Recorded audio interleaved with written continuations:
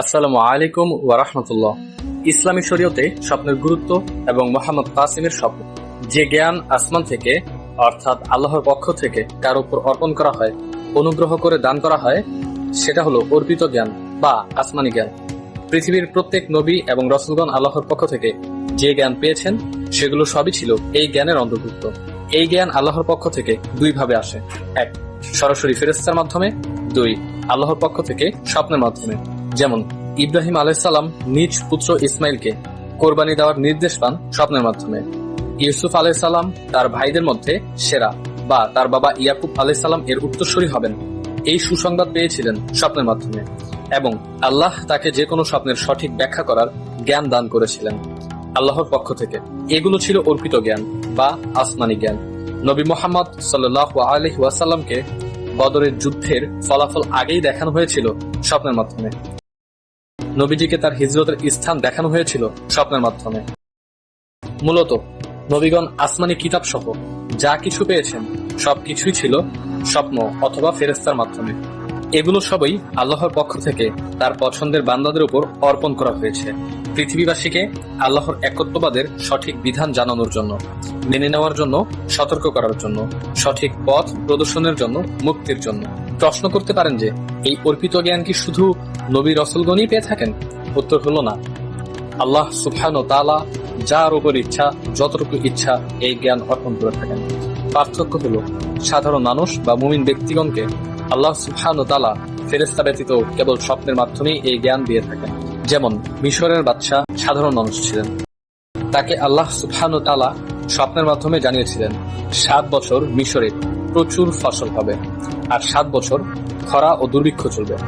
এটা ছিল ওই দেশের মানুষের জন্য আল্লাহর পক্ষ থেকে সতর্কবার্তা এবং পরবর্তীতে হুবহু তাই হয়েছে। আজকের বরকতময় জমজম কূপ একসময় বালির নিচে ঢাকা পড়েছিল। নবীজির দাদা আব্দুল মুতালিব আল্লাহ সুবহানাহু ওয়া তাআলার পক্ষ থেকে স্বপ্নের মাধ্যমে জানতে পেরেছিলেন জমজম কূপের অবস্থান এবং খনন করার নির্দেশ।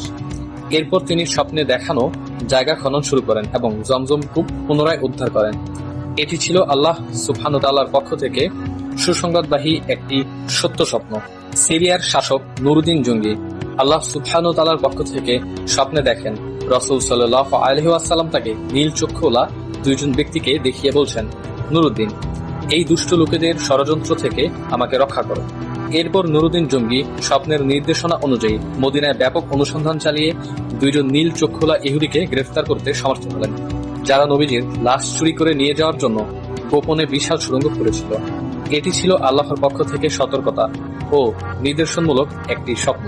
কাজেই ইসলামে স্বপ্নের গুরুত্ব অপরিসীম এবং কিয়ামতের পূর্বে মুমিনের স্বপ্নের গুরুত্বের ব্যাপারে আল্লাহ রাসূল সাল্লাল্লাহু আলাইহি ওয়াসাল্লাম বলেন, কিয়ামতের কাছাকাছি সময়ে খুব কম স্বপ্নই অসত্য হবে। এটা এজন্যই হবে যে সে সময়টা নবুয়তের সময় ও প্রভাব থেকে অনেক দূরবর্তী হবে। ফলে বিশ্বাসীদেরকে সত্য স্বপ্নের মাধ্যমে কিছুটা পুষিয়ে দেওয়া হবে, যা তাদের কাছে সুসংবাদ বয়ে আনবে অথবা তাদেরকে তাদের ঈমানের ব্যাপারে ধৈর্য ধরতে ও দৃঢ় থাকতে সাহায্য করবে। সহিহ বুখারী ৬৪৯৯, মুসলিম ৪২০০। আবু হুরায়রা রাদিয়াল্লাহু আনহু থেকে বর্ণিত, তিনি বলেন, রাসূল সাল্লাল্লাহু আলাইহি ওয়াসাল্লামকে আমি বলতে শুনেছি, সুসংবাদবাহী বিষয়াদি ব্যতীত নবুয়তের আর কিছুই অবশিষ্ট নেই। সাহাবাগণ জিজ্ঞেস করলেন, সুসংবাদ বহনকারী বিষয়াদি কি? তিনি বললেন, ভালো স্বপ্ন। হাদিস ১৪৬, আধুনিক প্রকাশনী ৬৫০৬, ইসলামিক ফাউন্ডেশন। বর্তমান সময়ে নবী মুহাম্মদ সাল্লাল্লাহু আলাইহি ওয়াসাল্লামের বংশে জন্ম নেওয়া মুহাম্মদ কাসিম আল কুরাইশির স্বপ্নগুলো প্রমাণ করছে যে তিনি এই শেষ যুগের আল্লাহ সুবহানাহু ওয়া তাআলার মনোনীত পছন্দের একজন অতি প্রিয় বান্দা, যে কারণে আল্লাহ এবং আল্লাহ রাসূল সাল্লাল্লাহু আলাইহি ওয়াসাল্লাম অসংখ্যবার তার স্বপ্নে এসেছেন এবং এই জাতির মুক্তির জন্য প্রয়োজনীয় দিক নির্দেশনা দিয়েছেন। পৃথিবীতে কি কি ঘটবে সবকিছু জানিয়েছেন এবং যেভাবে জানিয়েছেন ঠিক সেভাবেই সবকিছু ঘটছে।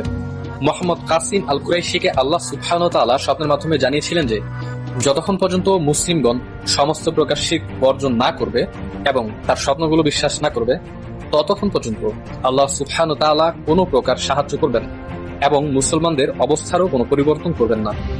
পৃথিবীতে মুসলমানরা লাঞ্ছিত হতে থাকবে, অপদস্থ হতে থাকবে। আল্লাহ সুবহানাহু ওয়া তাআলা এদের উপর যুদ্ধ চাপিয়ে দেবেন, নানান রকম রোগ, প্রাকৃতিক দুর্যোগ চাপিয়ে দেবেন এবং সর্বাধিক থেকে মুসলমানদেরকে সংকুচিত করে ফেলবেন। এই সতর্কবার্তা আল্লাহর পক্ষ।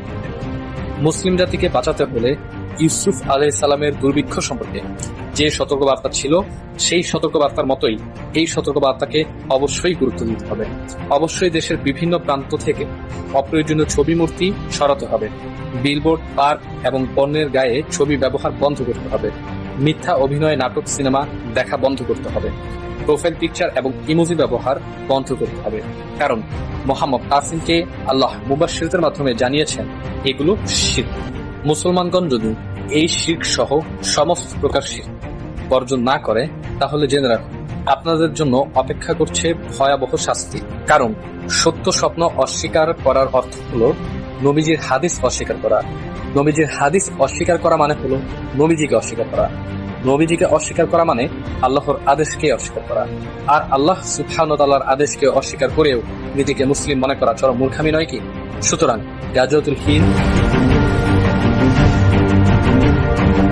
তৃতীয় বিশ্বযুদ্ধ,